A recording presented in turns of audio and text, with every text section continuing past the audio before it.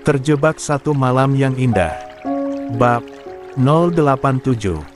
Kinurut ya, sama Ibu Ola.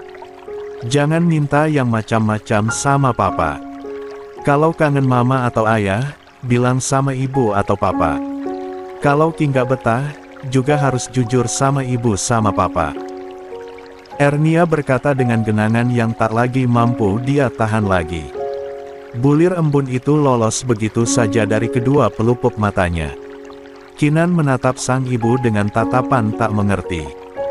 Tapi, dengan penuh sayang, bocah itu mengusap wajah Ernia. Lalu menciumnya dengan hangat. Ernia merengkuh kembali tubuh mungil yang mulai tumbuh tinggi itu ke dalam dekapannya. Menciumi puncak kepalanya, dengan bisikan doa yang tiada henti. Awan ikut berdiri bertumpu lutut di samping Ernia. Mengusap pundaknya yang berguncang. Sayang, Kinan pasti bersama orang yang tepat, percayalah, bisik Awan, seraya. Mencium hangat puncak kepala sang istri. Ernia melepaskan dekapannya pada Kinan. Bocah itu masih juga membersihkan wajah sang ibu dengan telapak tangan kecilnya. Membuat Ernia tersenyum di antara tangisnya. Mama dan Nanis, Kinda akan nakal, Kituma mau main bola cama Ibu Ola. Telus, mau belajar belantem. Becok Ki pulang kalau udah pintel, ucap Kinan dengan keluguannya. Ernia mengangguk dengan senyuman yang dia paksakan. Dalam hatinya sangat tidak bisa jika harus berjauhan dengan bayinya itu. Tapi, dia juga berhak hidup bersama ayah kandungnya. Riko juga berhak menjaga dan mendidik Ki. Ernia tak ingin egois, tapi hati ibu mana yang tega berjauhan dengan bayi yang sejak dalam kandungan dia urus sendirian. Mbak, aku janji, akan jaga Kinan dengan baik, ujar Laura seraya meraih tangan Kinan dan menggandengnya. Ernia mengangguk, lantas berdiri seraya mengusap pucuk kepala bayinya itu. Menguatkan hatinya agar ikhlas dengan segala konsekuensi dari segala keputusan yang dia ambil. Menolak ajakan rujuk dari Riko. Artinya, siap berbagi jika suatu saat Ki harus jauh darinya. Perlahan, Ernia melepaskan genggaman tangannya dari tangan Kinan.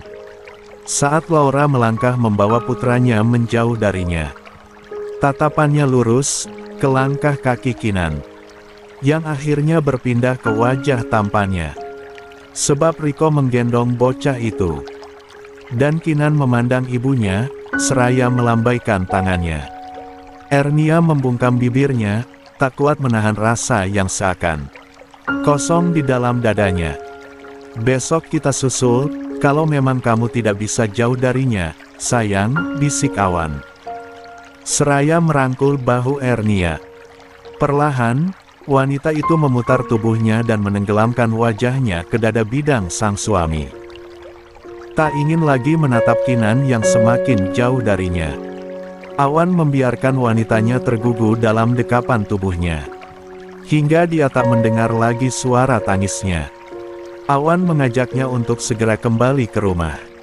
Sebab malam nanti, mereka juga akan segera terbang untuk pergi honeymoon. Hari berganti, Laura dan Riko sudah dengan suasana baru. Rumahnya kini ada suara ramai Kinan. Yang tak mau tidur terpisah dengan ibu sambungnya. Bahkan Riko tak boleh dekat-dekat dengan Laura. Papa, Cana. Ki mau bobo cama Ibu Ola, usir Kinan, saat Riko membaringkan tubuhnya di samping Kinan. Loh, Papa juga mau bobo dekat Ki. Papa juga mau ngelonin kamu Ki, protes Riko. Yang menghindari serangan dari Kinan, yang melayangkan guling ke arahnya. Laura tersenyum getir. Melihat anak dan bapak yang mengingatkannya akan sosok ayahnya. Kenangan bersama sang ayah, saat dia kecil dulu. Momen yang hanya ada dia dan ayahnya saja. Saat dia ikut ke pasar menemani sang ayah berjualan ikan. Dan dia akan tertidur di atas kain sarung yang ayahnya sengaja bawa untuknya. Dan akan pulang dalam gendongan di punggung pria yang merupakan cinta pertamanya itu. "Ayah, Ola kangen," gumamnya lirih, saat melihat Rico dan Kinan terbahak dalam gurauan mereka. Bak! Sebuah bantal melayang mengenai Laura, dan membuyarkan semua lamunan Laura akan ayahnya tercinta. Rico bersembunyi di belakang Laura, dan membuat Kinan sontak memburunya untuk mencari keberadaan sang ayah. "Ibu Ola mindil, nanti kena." "Awas Ibu Ola," seru Kinan seraya menarik tangan Laura agar menyingkir dari hadapannya. Tapi Laura justru tertawa dan meraung bak harimau, dan menyerang Kinan dengan menggelitik perut bocah tampan itu, membuat Kinan tergelak dan menjerit meminta ampun. Mereka berkelakar dengan kegembiraan tersendiri, hingga Kinan kelelahan dan tertidur dalam pelukan Laura. Setelah memastikan Kinan tidur, Rico hendak mengajak istrinya melaksanakan ibadah. Tapi, sepertinya antara Laura dan Kinan benar-benar kecapean. Sehingga, saat Rico menggerayangi tubuh istrinya, tak ada reaksi apapun dari wanita itu. "Hufet. Pulas betul Ola tidur," gerutunya seraya menjatuhkan tubuhnya ke atas ranjang, memendam segala hasrat. Sementara itu, Ernia dan Awan, mereka menikmati masa bulan madunya. Meski masih diliputi kegalauan hati, Ernia mencoba ikhlas dan yakin jika anaknya aman bersama sang ayah. Lelah membawa mereka tidur dengan pulas, sehingga keesokan harinya, mereka berkeliling menikmati masa-masa berdua mereka. Dan setiap ada kesempatan, mereka akan menghubungi Kinan yang terlihat bahagia bersama Laura. Ernia menjadi lega, sebab semua berjalan dengan baik. Meski yang terjadi, Rico sering menahan hasrat, sebab Laura sering kelelahan bermain bersama anaknya yang super aktif. 1 pekan berlalu, Ernia merasa tubuhnya sangat lelah dan ingin sekali istirahat. Kepalanya terasa sangat pusing dan tubuhnya lemas. Dia tidur selepas sholat subuh, dan enggan makan. Meski Awan paksa dan rayu-rayu. "Males loh, Mas. Mas saja makan, yang banyak." "Aku liatin," kata Ernia, seraya menarik tubuhnya duduk bersandar di kepala ranjang. Dengan tatapan kesal, sebab terus-menerus dibangunkan. Aku kan sudah makan, sayang." "Ya sudah, aku juga nggak nafsu makan," sahut Ernia yang kembali merebahkan tubuhnya ke atas ranjang dan bersembunyi di balik selimut. "Katanya mau shopping lagi, beli oleh-oleh buat Ki," ujar Awan, seraya memijat kaki sang istri. "Ish, nggak usah pegang-pegang," sentak Ernia, seraya menyingkirkan kakinya yang tersentuh tangan suaminya. Awan terkejut dengan sikap Ernia. Kasar sekali dia, pikir Awan. Sangat berbeda dengan Ernia yang dia punya. Bahkan dia melengos, saat Awan menatapnya tajam. "Sayang." Awan menyentuh tangan Ernia. "Ih, dibilang jangan pegang juga. Jauh-jauh sana." Glek. Awan meneguk salivanya berat. Heran dengan sikap sang istri yang tiba-tiba berubah dan sangat aneh. Hatinya bergemuruh, saat sekali lagi Ernia menepis tangannya yang hendak memeluk tubuhnya. Sebab ingin menemaninya berbaring. Kamu kenapa? Ada yang salahkah denganku?" tanya Awan lirih, dengan tatapan perih dan pilu di dalam hatinya. Tapi, istrinya tidak menggubrisnya, dan semakin menjauhinya. "Ada apa dengan Ernia?" bisik hati Awan. Dia masih tak mengerti dengan perubahan sikap istrinya yang dengan tiba-tiba itu.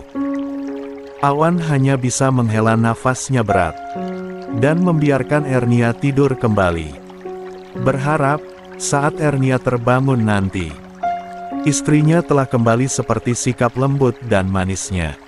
Akankah begitu? Awan tak berani mendekati Ernia.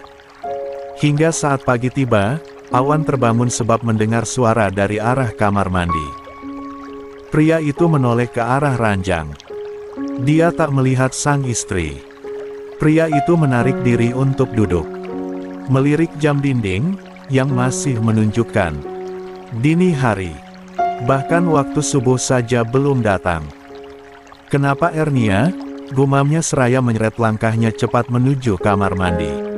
Huek, huek. Ernia di depan wastafel dengan wajah pucat sedang mual-mual. Awan mempercepat langkahnya, dan membantu simulasi sang istri. Agar segera memuntahkan segala isi perutnya. Tapi, yang keluar hanya lendir selaiva, yang juga disertai lendir berwarna kuning. "Sayang, kamu gak enak badan?" tanya Awan, saat melihat Ernia sampai menitikkan air mata dengan tubuh yang bergidik. "Ish, apa sih? Nggak usah pegang-pegang," ketus Ernia, seraya menyingkirkan tangan sang suami yang memijat tangkup lehernya dengan lembut. Kamu kenapa sih?" keluh Awan, yang semakin tak mengerti dengan sikap jutek istrinya itu. Ernia keluar kamar mandi, setelah membasuh wajahnya. Awan mengekor langkah sang istri. Ernia kembali ke atas ranjang, sementara Awan mengambilkan air hangat untuk sang istri. "Kalau aku ada salah, kamu ngomong dong sayang. Jangan marah-marah begini. Aku nggak ngerti," ujar Awan, seraya menyodorkan gelas yang ia bawa untuk Ernia. "Shoot!" Ernia mengambil gelas itu dengan sedikit kasar. Membuat Awan menghela nafasnya berat. Pria itu memilah pergi ke kamar mandi dan membersihkan diri. Lantas segera berwudu, meredam amarah dan kesal dengan sikap aneh Ernia. "Jamaah, yuk. Masih ada waktu tahajud, nih," ujar Awan, mengajak istrinya, yang biasanya sangat antusias jika diajak. Kini hanya mencelos dan menutupi wajahnya rapat dengan selimut. Awan hanya menggeleng pelan, lalu salat sendirian. Hingga saat subuh, wanitanya baru bangun dan salat berjamaah dengannya. Ernia menyalami tangan suaminya dengan wajah jutek. Membuat Awan sangat gemas melihatnya. Tapi, saat Awan hendak mencium pucuk kepalanya, Ernia gegas menarik diri, dan meletakkan mukenanya serampangan. Awan mengerutkan keningnya. Ernia yang cinta kerapihan dan kebersihan, tiba-tiba menjadi berantakan begitu. Ada apa dengannya? Pikir Awan bertanya-tanya. Biasanya kalau mau datang bulan juga nggak sejudes ini, deh. Ini mah kebangetan. Masa ia marah-marahnya sampai begitu? Gerutu Awan, seusai dia tilawah dan berzikir pagi. Pria itu mengambil ponselnya. Sebab Ernia kembali meringkuk di balik selimutnya. Sungguh, hal yang sangat tidak biasa bagi Ernia. Dia adalah wanita yang suka sekali sibuk di pagi hari. Bukan yang tipikal santai-santai. Pria itu jadi merasa kesepian. Momen honeymoon yang tinggal sehari ini. Tapi Ernia justru tidur, dan enggan dia ajak kemanapun. Ditegur, malah ngamuk-ngamuk yang bikin Awan semakin bingung. Pria itu berselancar di akun sosial medianya. Dan tanpa sengaja, menemukan sebuah video yang menayangkan ciri-ciri ibu hamil muda yang belum diketahui atau belum disadari oleh si ibu hamil atau pasangannya. Hati Awan tergerak untuk mendengar dengan seksama. Dan menonton gambar bergerak itu dengan sangat fokus. Entah naluri atau sebab dia yang sangat menginginkan istrinya hamil. Setiap ada yang berbau pregnan, pria itu akan sangat antusias ingin mengetahuinya. Apa Ernia sedang hamil? Gumam Awan, seraya menatap sang istri yang bergulung selimut di atas ranjang. Dadanya tiba-tiba berdebar-debar tak menentu. Membayangkan jika itu semua benar. Hatinya terasa sangat adem. Awan terus berpikir positif. Berharap, jika saat ini, istrinya memang sedang mengalami perubahan hormon kehamilannya. Bismillah, Semoga ya Allah, semoga ya Rab. Awan meraup tangannya ke wajah. Lantas mendekati sang istri, berniat untuk memeluknya. Tapi, baru saja dia naik ke ranjang. Ernia tiba-tiba menyibak selimutnya dan turun dari ranjang. Lalu masuk kamar mandi, dan mengunci pintunya. Pria itu hanya bisa menghela nafasnya dan mengurut dadanya. Awan merapikan tempat tidur. Sebab jam dinding sudah menunjukkan waktu yang sebentar lagi mereka akan kembali ke Indonesia. Waktu mereka memang hanya sebentar. Sebab, 1 bulan lagi akan ada pesta pernikahan Linda, yang rencananya akan digabungkan dengan resepsi Awan dan Ernia. Itu pun kalau Ernia mau. Sebab hingga kini Kek Bara merayu Ernia untuk mengadakan resepsi. Wanita itu tak juga bersedia. Capek, Kek resepsi itu. Kuma nggak mau, jawab Ernia, setiap kali kakeknya membujuknya. Alhasil, mereka sampai sekarang hanya mengadakan syukuran dengan mengumpulkan semua karyawan Kek Bara, juga Ernia. Lalu, saat di Jakarta, Awan juga hanya mengirimkan bingkisan parsel kepada seluruh karyawannya. Sebagai tanda syukur, sebab akhirnya menikahi wanita yang dia cintai setulus hati. Bahkan Mira sampai berterima kasih berulang kali. Sebab sekali lagi diberikan hadiah persahabatan dari Ernia. Saat Ernia masih ada di Jakarta, Awan mengemas pakaiannya serta milik sang istri juga. Tanpa Ernia minta, dia merapikan semua barang milik mereka. Bahkan suami Ernia menyiapkan pakaian yang akan Ernia kenakan, untuk mereka jalan pulang. Nanti, wanita itu tertegun, saat melihat pakaian yang suami siapkan. Juga sup hangat yang ternyata sedang dia pikirkan. Wanita itu tak sabar ingin cepat menyantap sup daging yang aromanya sangat menggoda perutnya. Sayang, pakai bajunya dulu. Nanti mas suapin makannya, ujar Awan, seraya membantu istrinya mengenakan bajunya. Ernia tak menolaknya, saat lelakinya itu melakukannya. Sebab dia tetap fokus dengan kudapan yang sangat membuatnya kelaparan itu. Awan tersenyum, melihat wanitanya. Dengan lahap memakan makanan yang biasanya tidak dia sukai. Sup itu, Awan pesan khusus untuknya. Tapi, justru Ernia yang melahapnya tanpa permisi. Semakin membuat Awan yakin, jika saat ini istrinya memang sedang berbadan dua. Enak banget ya, sayang? Tanya Awan, seraya mengancingkan tali bra yang sedang dia pakaikan ke tubuh sang istri. Ernia tak menjawab, hanya mengangguk dan terus melahap habis sup kesukaan suaminya. Awan yang sejak kemarin Ernia acuhkan, melihat bahu mulus sang istri. Dadanya bergemuruh hebat. Perlahan, wajahnya mendekat dan mengecup lembut bahu itu. Srur, wanita itu meremang seketika.